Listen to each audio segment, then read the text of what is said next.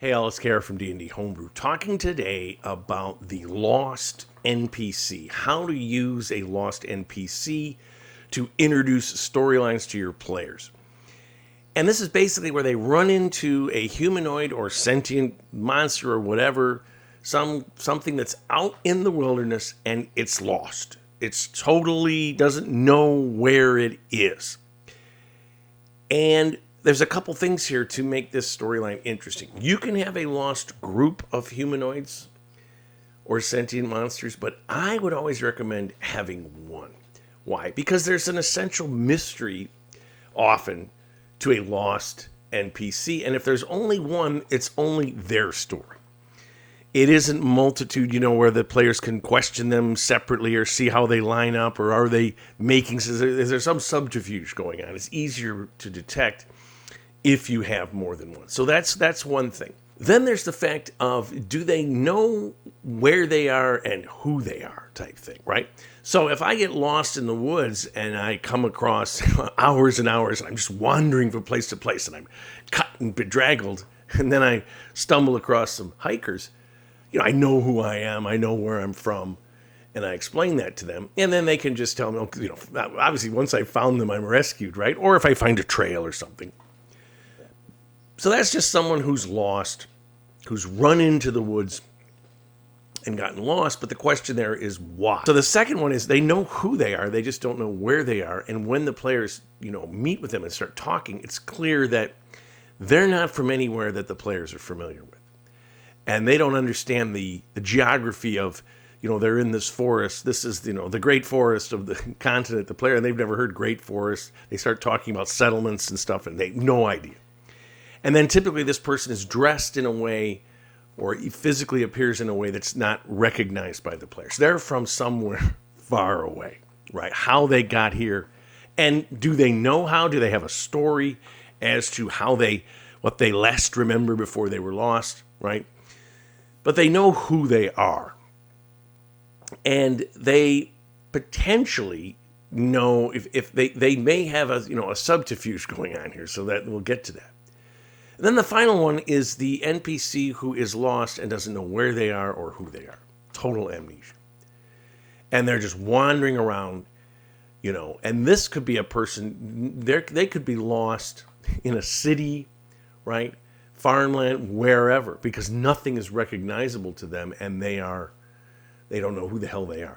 I guess the second category of from somewhere else, if they just appear in a city and it's not familiar and they're wandering around, they can be lost there too. So it's the person who's from somewhere else, but in this case, they don't remember who they are, the amnesia. And amnesia never occurs or almost never occurs in real life, but it occurs in stories and books and films all the time because it's a great plot device.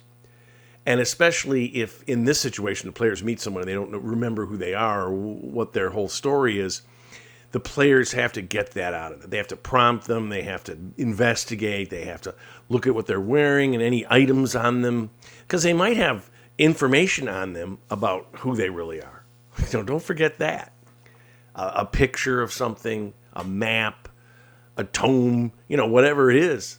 Maybe they've just clung to one necklace or something, but the players go to some, investigate and find out where the place where this was. And, it was in the distant past, right? The old time traveler.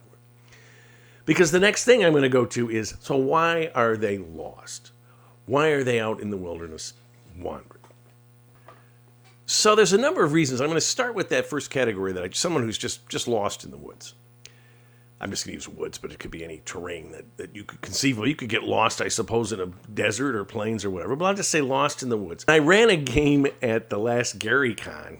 The Wrath of Bukar was this scenario. It's a 4-hour scenario. Players are shipwrecked on this island. They're going through the jungle, and this young girl comes, she's about 18, running through the trees. She's totally lost. She sees them, and she says, help me, I'm lost, okay? Well, what she was, the classic... She was someone who's going to be sacrificed by her tribe to Bukar, the great volcano god. And she said, I don't want to be sacrificed. I don't believe in this. I've heard rumors that this is all BS. There's this ancient city over here where the writings tell of something different, this kind of thing.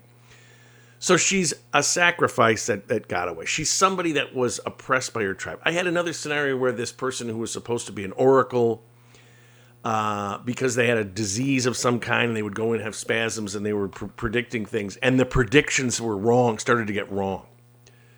Or I think that she predict maybe that something terrible was going to happen, which it was. And they got cast out, and they were totally lost because they weren't used to being out in the woods by themselves. They've been raised in this environment where they were an oracle. And of course, in the sacrifice one, they are being hunted, right? The tribe in my scenario, Wrath of Bukar, they were hunting her. They wanted her back. The oracle person the outcast has been rejected. And by the way, another outcast thing is that they've got some mark on them. They've got some disease, which the players can find out. They're not being searched for, but of course the players are going to hear their story and try to figure out what's going on, especially if they're predicting some calamity or something. Because you know how predictions work in an RPG setting. Oh, they're real. There's no fake psychics, right? And there is another one in which this is the subterfuge thing where the person says that they're lost, but in fact they are bait for some kind of predator, right? They're sent out to lure the players back to something. Perhaps they're going to be sacrificed. Perhaps it's a monster that wants to hunt them down. But they are there as a lure who's pretending to be lost, but in fact is serving some purpose to get the players to come somewhere. So you always have that fake lost one. Most of the ones that I would use they truly are lost, and whether or not they're lost and don't know who or what they are. Let's go to the ones where they're truly lost and they're from somewhere else. And I've done this one before where they've been sent from some other dimension or escaped from some other dimension or accidentally transported from some other dimension. And now they're wandering in this woods and they're lost in terms of their bearings, in terms of, what is this forest? Who are these people? Who are you? Whatever, they're lost. And then how much of that story are they willing to tell? Do they immediately just say, okay, I'm from this other dimension, I got to go back, or was it something that just happened to them and they're still trying to figure out, well, I was walking through the city and I went through this doorway and now I'm here in this forest. How could this be? And the players, of course, are familiar with teleportation and stuff. How far away was it, right? So something happened that transported them to this place.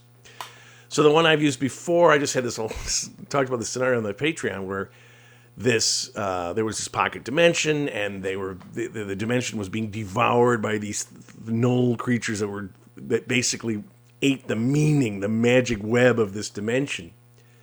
So they sent this person out on this fractal bridge.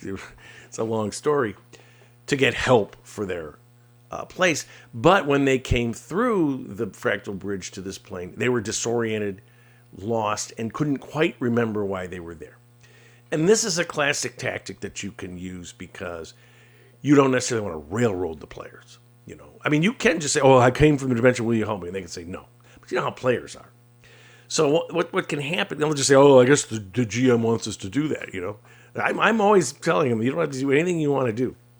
But it's always more interesting if that person develops a bond with the players. I'm lost, I need help. Maybe I could go with you for a while. I'll do best, I'll help prepare food or something. And then, of course, they turn out they're pretty capable to fight things, or you give them a sword or whatever. And then slowly but surely, the effects of the transportation from planes wears away, and they start to go, oh, I remember who I am. And I remember my mission. And by this time, the players have got a bond with this NPC. Because again, when I had the person, the sacrifice, it's a 4-hour, thing for a convention, and they want to get off this island, and they can see the volcano's about to erupt. So they got to figure that out, right? You don't necessarily need a bond.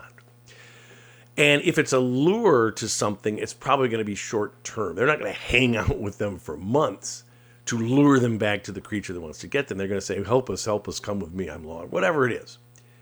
Whatever their story is, the subterfuge. But in this case, the traveler from somewhere else that's sent here, they're since they don't remember quite what's going on, they develop this bond.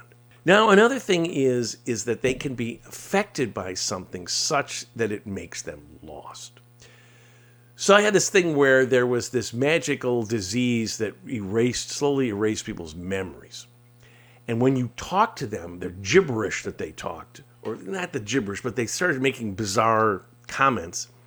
That's how it infected others. So it was spreading. So they had these people wandering around who were just first, and one of the first things was you couldn't figure out where you were. And then slowly but surely you lost the sense of who you were, right? So, and it was a contagious thing through this. It was a curse. I think a lich or something did this. And this is in the kind of free-form days of D&D. So everything was kind of loosey-goosey. But that was basically the idea behind it.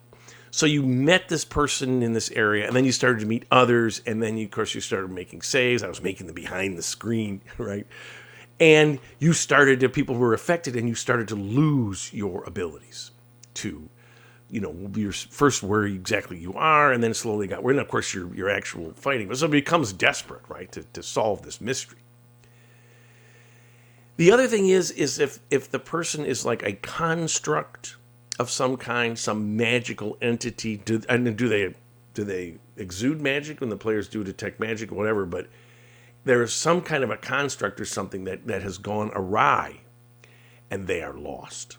They've wandered away from whoever that built them or something, and they can't remember who they are, or they keep saying them, I have to go back to the master, I don't know where the master is, and it's clear there's something going on here, and again, they're magical. And then there's the area that causes people to become lost, and this could be Fey-touched area, this could be magically induced, such that you begin to see people that have wandered into this area, hunters or, escaped convicts, one of my favorites, right? They run into the woods, or, indentured servants who have a horrible master. They say, screw this, and they go into these woods, and the effect of it is to get you lost. Sort of like the old man of the woods in the Lord of the Rings, but instead of making you go to sleep, you just become lost and disoriented and wander around. Maybe then you lie down and go to sleep. I don't know. But an area in which you become lost. And the first manifestation of this is an NPC, some sentient humanoid, who the players discover, and they're like, what's going on here? And suddenly they realize, because it starts to happen to them. So notice the contagion and the area, the players can get lost too. And then you can have a supernatural type lost person, a ghost, or someone who's trapped in some sort of a time loop where they keep repeating the same sequence of events. They're not really there. The ghost one is a trope that I don't mind ghosts. I use them. But I always, they're a little one-dimensional, because what is going to happen is maybe the players, they rescue this person, send them on to the next world, they get some treasure or something or whatever. But, it becomes, you sort of know what's gonna be the thing. Again, I like ghosts. I'm not trying to knock it down. But I'm just saying the lost ghost, it just becomes about the fact that they're a ghost, as opposed to, well, why are you lost? Why can't you find your way home?